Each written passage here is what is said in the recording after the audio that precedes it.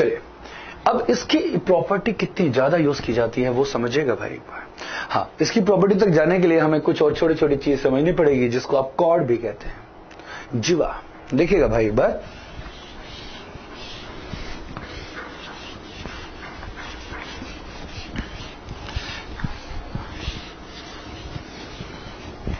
ध्यान दीजिएगा बच्चों एक बार। सबसे पहले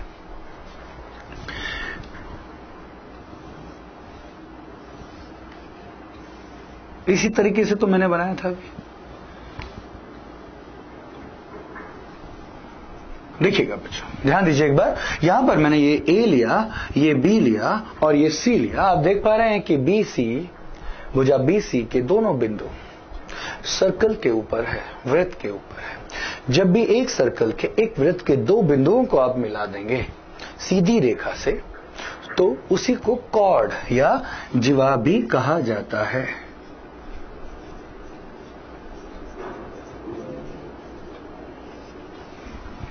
और आप समझिएगा भाई कि एक सर्कल में सबसे बड़ी जीवा उसका डायामीटर होता है। डायामीटर मतलब उसका व्यास, ठीक है। अब समझते हैं बच्चों, अभी थोड़ी देर पहले मैं इसी के बारे में बता रहा था। जब सेंटर पर गिरा था तभी तो वही तो बिंदु को क्या कहा गया था, इस बिंदु को क्या कहा था हम लोगों ने, सर्कम सेंटर, परिकेंद्र।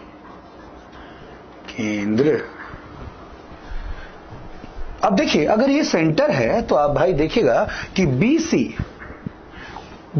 कॉर्ड, अब कॉर्ड के रूप में हम इसको समझेंगे। बीसी ने सेंटर पर एक एंगल डाला, सेंटर पर एक एंगल डाला और आप देखिएगा बीसी के इधर भी एक सर्कल बन रहा है और ये सर्कल का पूरा हिस्सा बन जाता है। दो तरीके की चाप है हमारे पास, दीर्घ चाप और लघु चाप, जिसको आप मेजर आर्क कहते हैं और एक कहते हैं माइनर आर्क।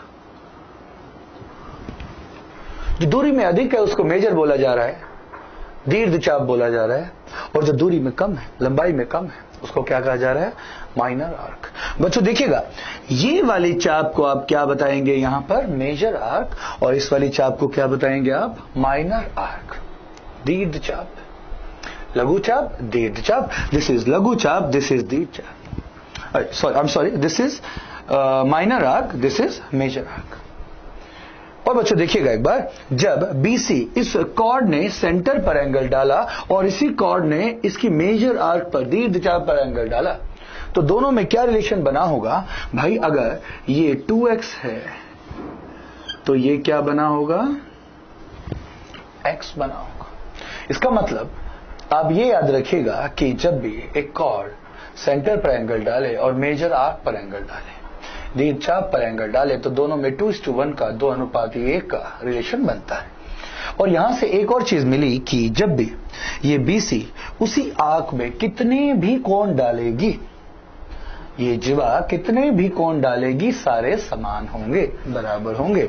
देखिएगा बच्चों, यहां से मैंने एक और एंगल डाला तो ये x, तो बच्चों ये कितना होगा, और ये x, तो ये भी कितना होगा, ये भी x ही रहेगा।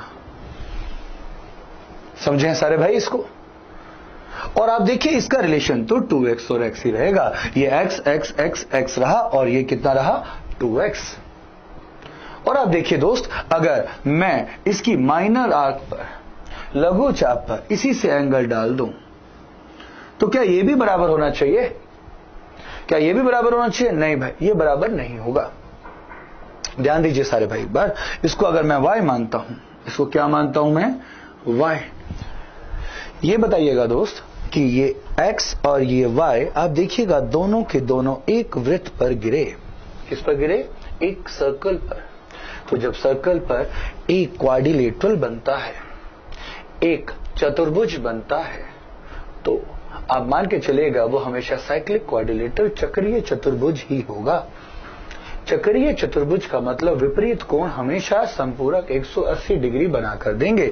तो दोस्त ये समझो, यहां पर x जमा y बराबर कितना होता है, 180 डिग्री। और ये देखिएगा भाई, y डिग्री बराबर 180 डिग्री माइनस x रहा होगा। बात समझ पा रहे हैं? और देखिए मैं डायरेक्ट रिजल्ट बनाकर आपको देता हूं भाई। ये वाला कोण जब भी अगर BC सेंटर पर, केंद्र पर कोई एंगल डाले और इसकी माइनर आर्क लघु चाप पर एंगल डालती है, कोण डालती है, तो दोनों में रिलेशन कुछ इस प्रकार बनता है बच्चों, 180 माइनस केंद्र का कोण सेंटर एंगल का आधा। केंद्र पर जो कोण डाला गया उसका आधा। इसी प्रकार मैं इसको लिख सकता हूं 180 माइनस 2x बटे 2, तो आपको क्या मिला 180 माइनस x। और देखना भाई कि जब यहां पर y डला तो आप देखिए अगर मैं इस चाप पर और भी कोण डाल दूं तो मेरे दोस्त ये भी y ही रहेगा, इसका भी वही रिलेशन होगा जो इस वाले y का उसके साथ रहा होगा। समझ पा रहे हैं सारे दोस्त इसको? तो भाई इसको एक बार समझो, ध्यान से 2-3 बार करो, कंस्ट्रक्ट करो, अच्छे से समझो। देखिए ज्योमेट्री एक दिन में नहीं समझ में आती, आपको समय लगाना पड़ेगा। तो प्रैक्टिस के साथ साथ आपको थ्योरम्स तो आने ही चाहिए। ये थ्योरम्स आती कहां से हैं, प्रॉपर्टी बनती कहां से है? इसी का यही कारण रहा कि मैं कुछ ऑनलाइन आपको जितना वीडियोस दे पाऊंगा अपनी तरफ से मैं उतने आपको दे रहा हूं। अब चेक कर सकते हैं ऑनलाइन यूट्यूब पे, मेरे पेज पे, या जहां भी आप चेक करेंगे मुझे आप सर्च कीजिएगा मैथ्स बाय विशाल गौड़ करके, फेसबुक पे आपको मिलता रहेगा और भी कंटेंट वहां पर है। तो देखना बच्चों एक बार अभी इसके बारे में और सीखते हैं। अभी न्यूटन कोण के बारे में सीखा। न्यूटन कोण में क्या क्या सीखा भाई हमने? देखना, पहला परिकेंद्र बना कैसे, जब मैंने साइड्स को बाइसेक्ट किया, उसकी भुजाओं का बाइसेक्टर समद्वि भाजक निकाला और जिस बिंदु पर वो मिले उसी बिंदु को मैंने O के नाम से डिनोट किया और उसी बिंदु को मैंने बताया कि ये इसका परिकेंद्र है। उस परिकेंद्र से मैंने इसके वर्टेक्स की दूरी ली, वो मुझे बराबर मिली, मैंने उसको कैपिटल R से डिनोट किया। दोस्त कैपिटल R का मतलब होता है परित्रिज्या। परित्रिज्या पे कंपास रखकर मैंने उसको एक सर्कल बनाया, ये सर्कल बना। केंद्र पर जो कोण डला वो 2x रहा, तो ये x रहा, ये x तो ये x/2 रहता। इसी प्रकार मैंने इसकी दीर्घ चाप को छोड़कर लघु चाप पर डाला तो दोनों भाइयों में जो रिलेशन आया वो मिला क्या मुझे, एक चक्रीय चतुर्भुज का, एक साइक्लिक क्वाड्रिलेटरल। और आप जानते हैं डायरेक्ट एंगल निकालना ही हमें वहां सीखना पड़ेगा, समय नहीं होता पेपर में भाई, हाथ एकदम गड़बड़ा जाता है। अगर टाइम का तो पेपर है, पहले से ही चीजें आनी चाहिए, आंसर देखा है बस भाई, क्वेश्चन उठाया, आंसर टिक लगाना है, उसका तरीका यही है भाई, पहले से ही सीख के चलो। 180 minus half of angle this. अब देखिएगा भाई न्यूटन कोण की बात की गई और जो केंद्र गिरा वो हमारा ट्रायंगल के अंदर गिरता है। अब मैं बात करूंगा ऑब्ट्यूस की। ऑब्ट्यूस मतलब अधिक कोण। देखना भाई एक बार,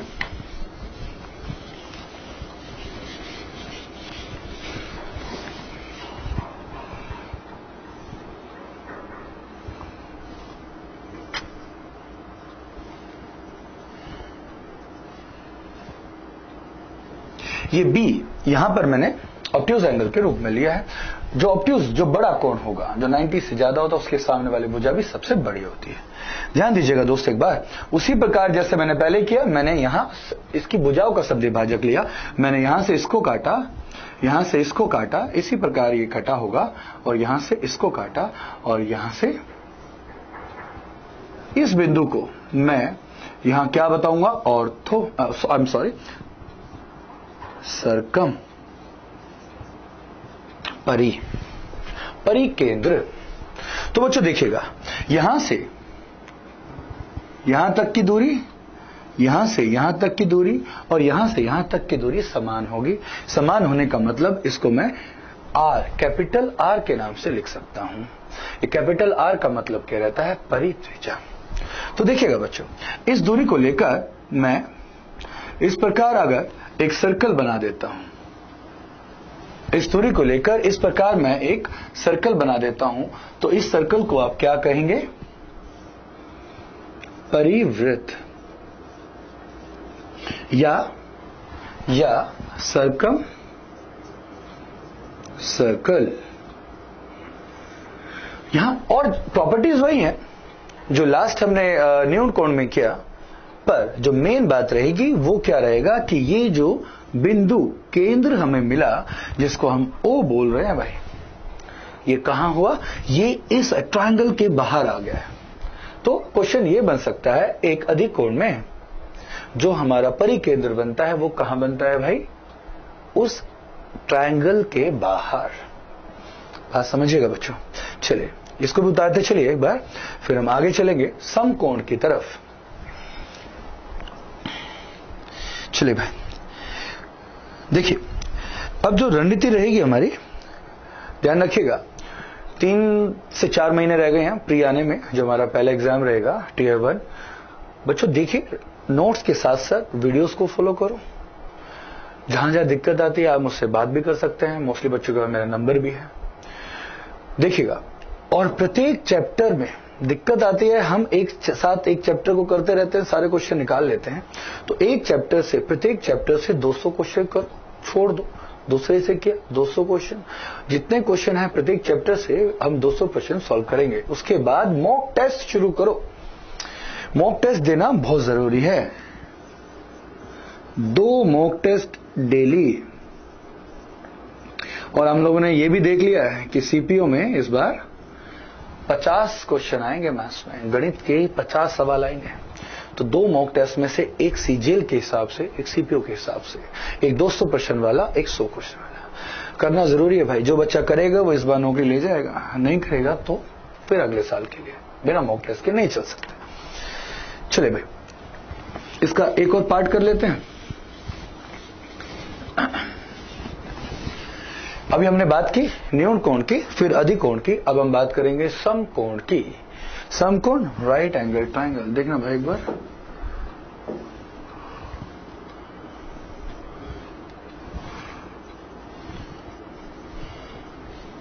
ये बात तो आप सब जानते ही होंगे, समकोण राइट एंगल के सामने वाली भुजा को कर्ण कहते हैं, हाइपोटेनस कहते हैं, और बची हुई भुजाओं को लंब और आधार कहते हैं। लंब और आधार को मैं अभी बता नहीं सकता कौन सा लंब है कौन सा आधार है, वो कोण के हिसाब से लिया जाता है। अगर हम सी के हिसाब से बात करेंगे तो ये लंब बनेगा, ये आधार। ए के हिसाब से बात करेंगे, लंब मतलब परपेंडिकुलर, सामने वाली भुजा को हम लंब कहेंगे, परपेंडिकुलर कहेंगे, और इसको आधार कहेंगे। देखिएगा बच्चों, इसको अब मैं एक सीधी बात बोल रहा हूं, 110% प्री में इस वाले कॉन्सेप्ट को लेकर क्वेश्चन डालेगा और आप यूज नहीं करते हैं, कितनी गलत बात है। बता रहा हूं, चाहे आप मार्क कर लीजिए, अपने शीट पर लिखिए, मैं अपने क्लासेस में बताता आया हूं, और हर साल ये वाला क्वेश्चन जरूर रहेगा। बच्चों देखना, इस बार मैंने क्या किया, मैंने भुजाओं का समद्विभाजक निकाला, मैंने साइड्स को बाइसेक्ट किया, उसी प्रकार चाप लगाकर। तो बच्चों यहां से इसको क्रॉस कर देते हैं अभी, चलो कोई बात नहीं। ये इस तरह से काटा गया होगा, और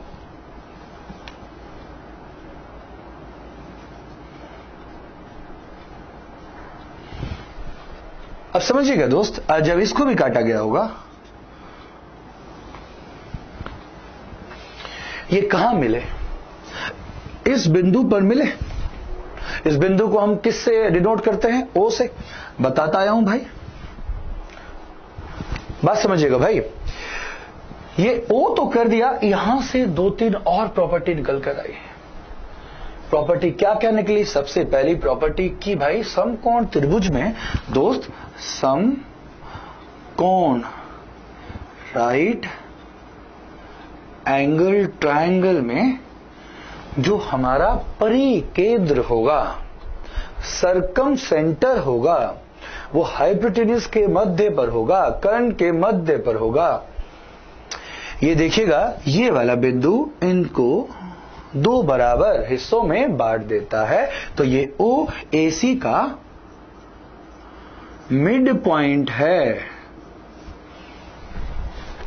बात क्लियर हुई भाई? और आप देखिएगा, यहां से यहां तक की दूरी, यहां से यहां तक की दूरी, और यहां से यहां तक की दूरी त्रिज्या के रूप में होगी। ये आर, ये आर, और ये आर। और एक और पॉइंट बनकर आया भाई कि समकोण में जो रेडियस 90 डिग्री समकोण से केंद्र तक जाता है, वो उसकी माध्यिका भी होती है। ये मीडियन भी तो बना। मीडियन मतलब जो सामने वाली भुजा के मध्य बिंदु को स्पर्श करता हो, मिड पॉइंट को टच करता हो। ये मीडियन, ये देखिए ये बराबर तो होगा ही होगा और सामने वाले भुजा का मीडियन भी बन गया। और आप एक और चीज समझेंगे दोस्त कि जब मैं इसको यहां से इस प्रकार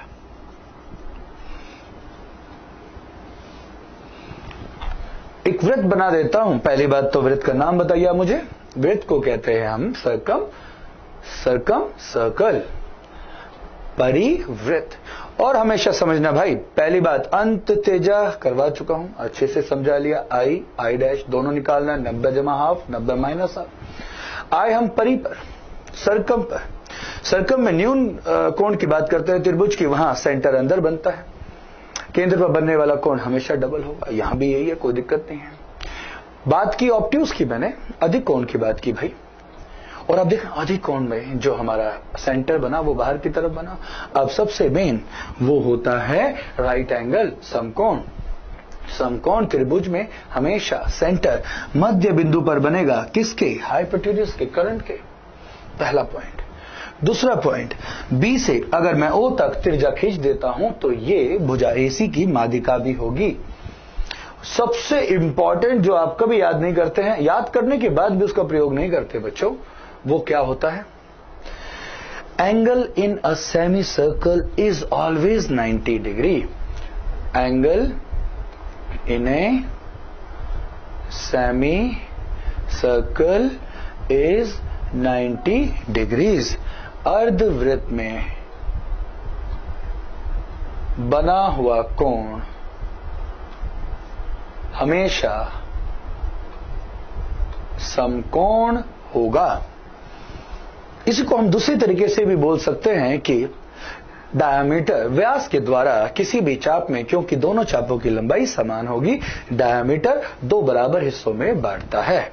डायामीटर रेडियस का भी डबल होता है, व्यास त्रिज्या का डबल होता है, और ये आप देख पाएंगे ये इसको दो बराबर हिस्सों में भी बांटता है।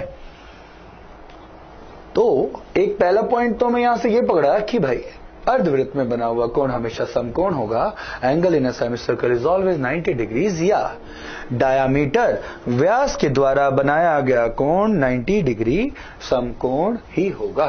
आप बच्चों ये भी देखिएगा कि अगर मैं यहां से